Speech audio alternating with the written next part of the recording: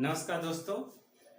आज हम क्लास 12 का बायोलॉजी का यानी जीव विज्ञान का हम चैप्टर 3 पढ़ रहे थे और चैप्टर 3 में पहला भाग आपको डाल दिया गया था। और पहले भाग में हमने आपको बताया था कि जो जननांग क्या होते हैं, प्राथमिक अंग क्या होता है, लैंगिक अंग क्या होता है, यौनारंभ क्या होता है, ये सारी चीज़ें आपको बताई गई थी। ठीक ना। आज हम लोग उसी के संदर्भ में आगे जो नेक्स्ट हेडिंग है आपका वह पढ़ेंगे। आपका नेक्स्ट हेडिंग है नर जनन तंत्र। नर जनन तंत्र यानी जो मानव होते हैं, मानव दो प्रकार के होते हैं, नर और मादा। तो हम नर जनन तंत्र के बारे में पढ़ेंगे। ठीक ना। नर जनन तंत्र देखिएगा, नर जनन तंत्र जो होता है वह नर जनन तंत्र के श्रोणीय मेखला यानी जो शरीर होता है नर का, वो श्रोणीय क्षेत्रों में स्थित होता है नर जनन तंत्र। ठीक ना, श्रोणीय क्षेत्रों में स्थित होता है। ठीक ना। यह निम्न प्रकार के होते हैं, इनके नाम निम्न प्रकार के होते हैं। आइए इनको हम देखते हैं। आइए देखिए यह लिखा है नर जनन तंत्र शरीर श्रोणीय क्षेत्रों में स्थित होता है, यानी शरीर के श्रोणीय क्षेत्रों में क्या होता है, स्थित होता है। क्या चीज स्थित होता है? नर जनन तंत्र स्थित होता है। श्रोणीय क्षेत्र मतलब मध्य क्षेत्र होता है। ठीक ना। अब कह रहा है कि के अंग होते हैं या कौन कौन से भाग हैं उनको बताइए। कह रहा है वृषण होता है और एक जोड़ी वृषण होता है। वृषण यहाँ कोष लिखा है, वृषण कोष होता है। एक जोड़ी वृषण होता है, एक जोड़ी अधिवृषण होता है, एक जोड़ी नर जनन शुक्रवाहिनी होती है, मूत्र मार्ग होता है जिसे यूरिन मार्ग कहते हैं। उसके बाद सिसन होता है, सहायक जनन ग्रंथियां होती हैं। सहायक जनन ग्रंथियों में बहुत सारी हैं, उनको हम एक एक करके पढ़ेंगे। पहले हम इसको चित्र के माध्यम से समझने का प्रयास करते हैं। ठीक ना। यह एक नर जनन तंत्र का आंतरिक भाग है। आंतरिक अंग का चित्र बनाया गया है। बाह्य अंग का चित्र जो है कि किताब में बना है उसको आप देख लीजिएगा। ठीक है। आंतरिक चित्र को हम देखते हैं। देखिए ये जो आपको भाग दिखाई दे रहा है, कह रहा है वृषण कोष। एक वृषण कोष यानी वृषण कोष जो होते हैं वह एक होता है। यह दोनों एक ही में स्थित होता है, ध्यान रखिएगा। यह दोनों एक ही में स्थित होता है। यह वृषण कहलाता है। क्या कहलाता है? वृषण कहलाता है, वृषण कोष कहलाता है। कह रहे एक जोड़ी वृषण होता है, यानी एक जोड़ी जो होता है वृषण होता है। यानी इधर भी दो अगर कहें तो वृषण की संख्या कितनी हो जाएगी? 2 हो जाती है। इस वजह से एक जोड़ी वृषण पाया जाता है। इधर भी है, इधर भी है, तो एक जोड़ी वृषण पाया जाता है। ठीक ना। ये जो आपको भाग दिखाई दे रहा है ये वाला, आइए एक तरफ से देखते हैं। ये जो दिखाई दे रहा है इसको हम वृषण कहते हैं, यह भी वृषण का भाग है। ठीक ना। आगे और थोड़ा ऊपर आएंगे तो ये जो आपको दिखाई दे रहा है यह बल्बो यूरेथ्रल ग्रंथि है या काउपर ग्रंथि के नाम से जाना जाता है। ठीक ना। यह प्रोस्टेट ग्रंथियों के नीचे पाया जाता है। प्रोस्टेट ग्रंथियों के कहाँ पाया जाता है? नीचे पाया जाता है। ठीक ना। अब उससे ऊपर प्रोस्टेट ग्रंथियां हैं और उससे ऊपर यह शुक्राशय। शुक्राशय भी एक ग्रंथि है, ध्यान रखिएगा। शुक्राशय भी एक क्या है? ग्रंथि है। शुक्राशय का घर भी किसको कहा जा सकता है? शुक्राशय को कहा जा सकता है। ठीक ना। अब आगे देखिए, आगे इधर अगर आएंगे इधर वाले भाग, तो ये आपको जो ऐसे रेड कलर की संरचना आपको दिखाई दे रहा है यह ट्यूनिका एल्बुजिनिया है। ट्यूनिका एल्बुजिनिया है। ठीक ना। और ये जो आपको दिखाई दे रहा है यह विसर्ण जाल है। यह बहुत बारीक होता है, विसर्ण जाल होता है, जालक जिसे कहा जाता है। और ये ऐसे जो संरचना दिखाई दे रहा है यह अधिविसरण होता है। इससे थोड़ा ऊपर आएंगे तो यह जो आपको भाग दिखाई दे रहा है यह शुक्रवाहिका है। क्या है? शुक्रवाहिका है। और ये जो दिखाई दे रहा है शुक्रवाहिनी है। तो आप इन नामों से परिचित हो गए होंगे। इधर देख लीजिए, ये जो भाग होता है रेड गुलाबी कलर का, ये जो दिखाई दे रहा है इसको सिसन कहते हैं। ये जो भाग दिखाई दे रहा है बीच वाला भाग जो दिखाई दे रहा है यह मूत्र मार्ग यानी यूरिन मार्ग होता है, मूत्र मार्ग होता है। ठीक ना। अब आगे देखिए, यह यूरिन थैला होता है, यह यूरिन थैला होता है। ठीक ना। आगे देखिए, यानी मूत्राशय होता है, इसको कहा जाता है मूत्राशय। ठीक ना। वृषण कोष जो होता है कितना होता है? वृषण कोष जो होता है एक होता है। एक नर में वृषण कोष एक होता है, लेकिन एक जोड़ी वृषण पाए जाते हैं। ध्यान रखिएगा, एक जोड़ी वृषण पाए जाते हैं। आपको यहाँ दोनों बता दिया गया कि एक जोड़ी वृषण पाए जाते हैं। एक जोड़ी अधिविषण, एक जोड़ी भी क्या पाया जाता है, अधिविषण पाए जाते हैं, और एक जोड़ी नर जनन शुक्रवाहिनी पाई जाती है। शुक्रवाहिनी इधर भी है, शुक्रवाहिनी इधर भी है, तो एक जोड़ी शुक्रवाहिनी पाई जाती है। ठीक है।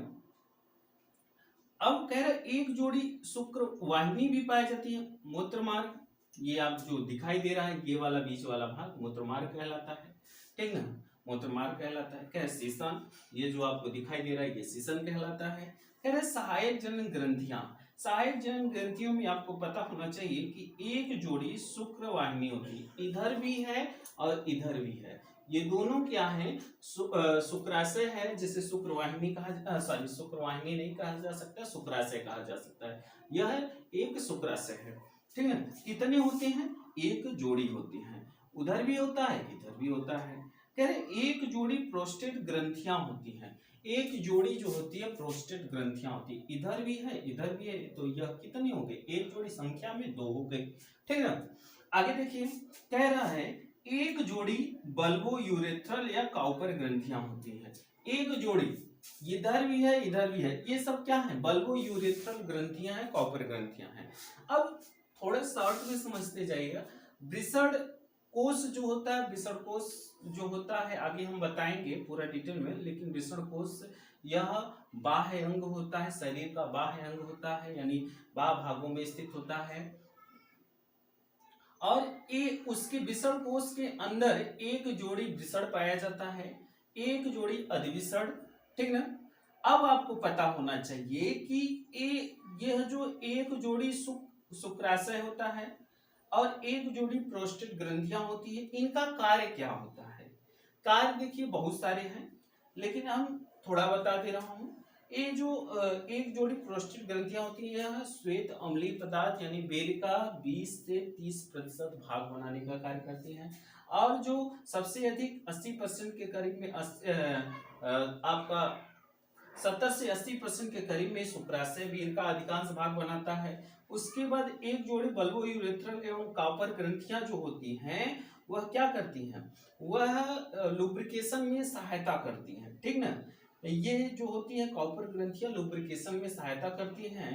और ध्यान रखिएगा जो अम्लीय पदार्थ होता है उसको समाप्त करने, यानी यूरिन मार्ग में जो अम्लीय पदार्थ होता है उसको समाप्त करने का क्या करती हैं, कार्य करती हैं। अब आगे एक एक जो नेक्स्ट हेडिंग पढ़ेंगे वह वृषण कोष है, यानी यह जो दोनों वृषण स्थित होता है यह वृषण कोष में स्थित होता है।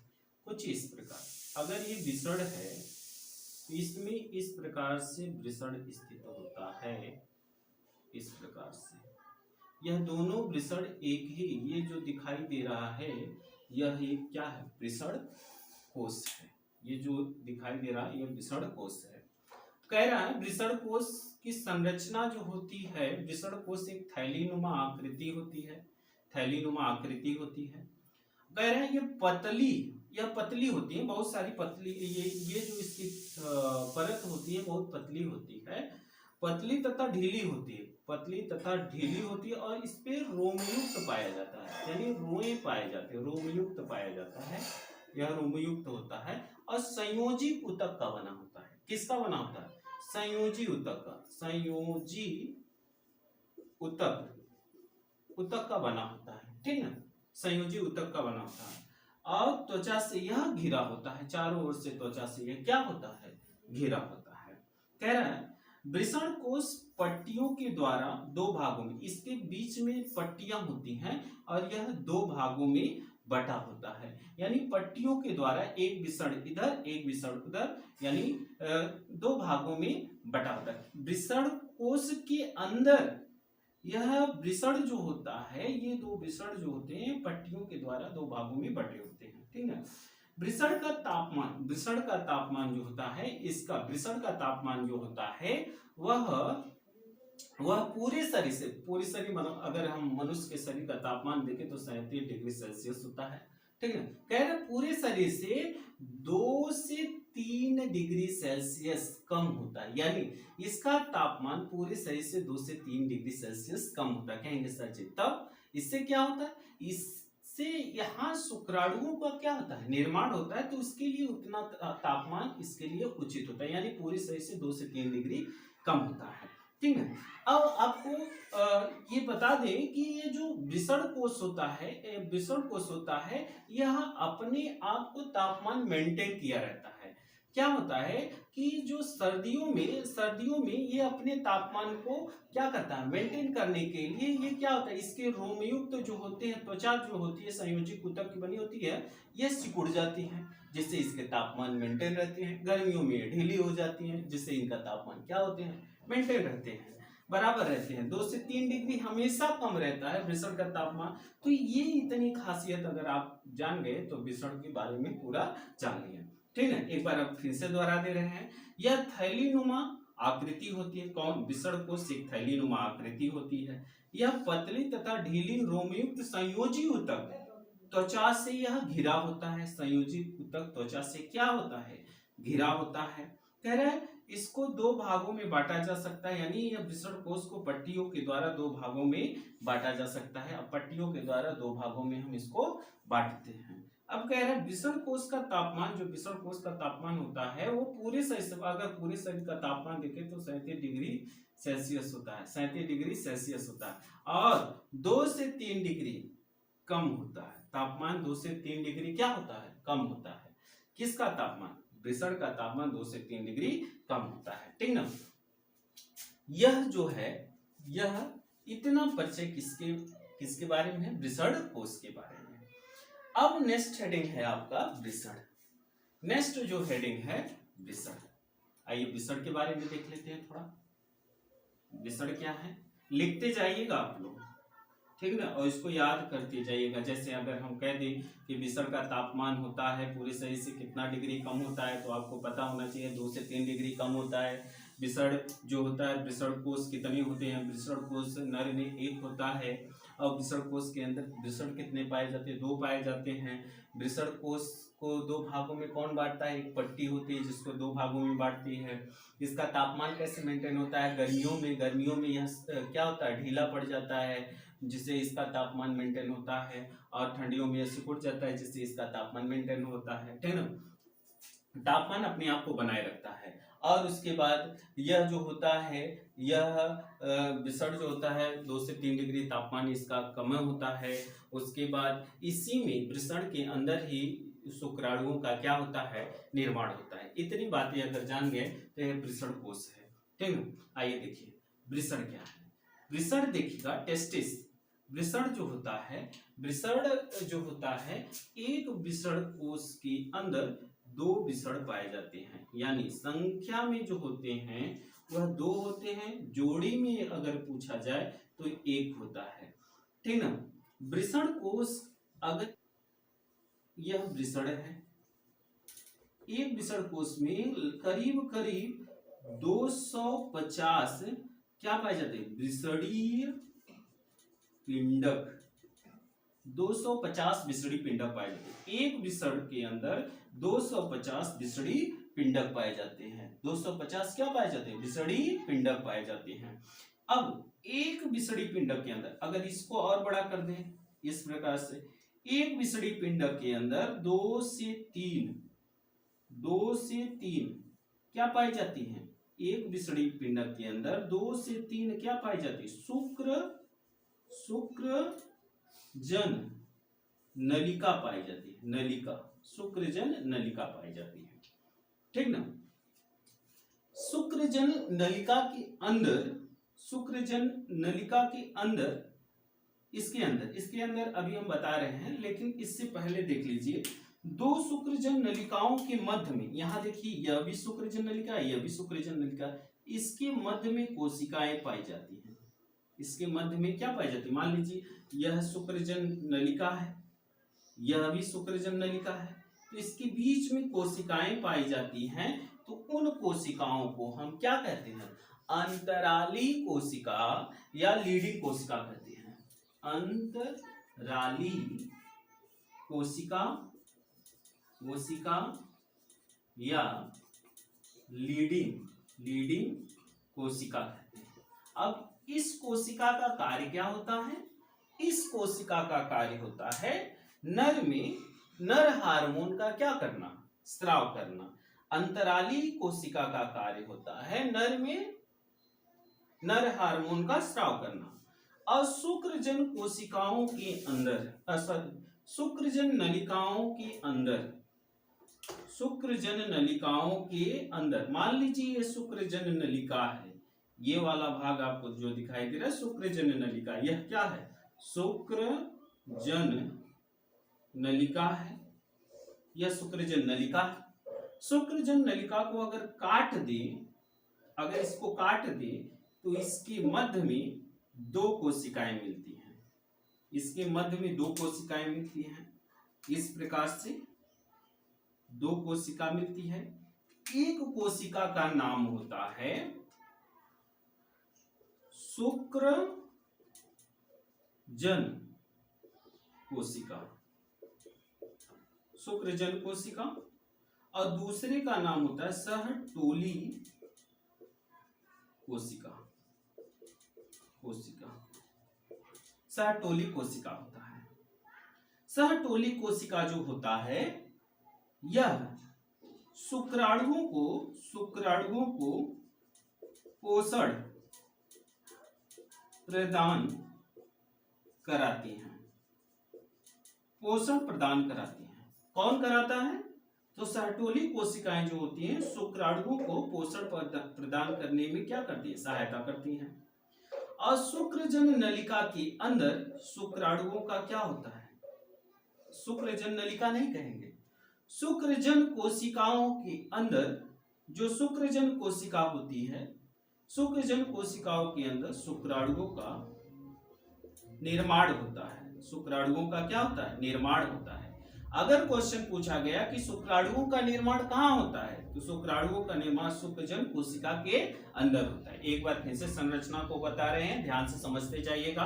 कह रहे वृषण जो होता है एक वृषण कोश में स्थित होता है। वृषण की जो संख्या होती है वो 2 होती है। और वृषण जो होता है वृषण कोश के अंदर वृषण के अंदर 250 विषणी पिंडक पाए जाते हैं। 250 विषणी पिंडक के अंदर अगर हम देखें तो करीब एक विषणी पिंडक के अंदर 2 से 3 शुक्रजन नलिकाएं पाई जाती हैं। 2 शुक्रजन नलिकाओं के मध्य में अंतराली कोशिका या लीडिंग कोशिका पाई जाती है। यह लीडिंग कोशिका नर हार्मोन को क्या करती है, स्राव करती हैं। और जो शुक्रजन कोशिकाएं होती हैं, शुक्रजन नलिकाएं जो होती हैं, यह जो शुक्रजन नलिका है यह इसके अंदर 2 कोशिकाएं पाई जाती है, शुक्रजन कोशिका और सहटोली कोशिका। शुक्रजन कोशिका जो होती है ये शुक्राणुओं का क्या करती है, निर्माण करती है, जबकि सहटोली कोशिका जो होती है यह शुक्राणुओं को पोषण प्रदान करने में क्या करती है, सहायता करती है। तो आप लिख सकते हैं कि वृषण जो होता है यह नर का प्राथमिक लैंगिक अंग होता है। यह अंडाकार तथा गुलाबी रंग का होता है। यह जो अंडाकार तथा गुलाबी रंग का होता है। इसकी जो लंबाई होती है 4 सेंटीमीटर होती है और जो चौड़ाई होती है 2.5 सेंटीमीटर, जबकि मोटाई जो होती है 3 सेंटीमीटर होती है। आगे आप लिख सकते हैं वृषण में ही शुक्राणुओं का क्या होता है, निर्माण होता है। एक वृषण कोश के अंदर 2 वृषण पाए जाते हैं। आगे लिखेंगे एक विषण के अंदर 250 विषणी पिंडक पाए जाते हैं। एक विषणी पिंडक के अंदर 2 से 3 शुक्रजन नलिकाएं पाई जाती हैं। शुक्रजन नलिकाओं के मध्य में अंतराली कोशिका या लीडिंग कोशिका पाई जाती है। यह नर हार्मोन को स्राव करती है। आगे लिखेंगे शुक्रजन नलिकाओं के मध्य में 2 कोशिका पाई जाती है, शुक्रजन कोशिका और सहटोली कोशिका। शुक्रजन कोशिका शुक्राणुओं का निर्माण करती हैं, जबकि सहटोली कोशिका शुक्राणुओं को पोषण प्रदान करने में क्या करती है, सहायता करती है। इतनी बात अगर आपको समझ में आ गई है तो वृषण आपका कंप्लीट है। आगे नेक्स्ट जो हेडिंग है उसको हम पढ़ेंगे। ठीक ना, आज के लिए इतना ही।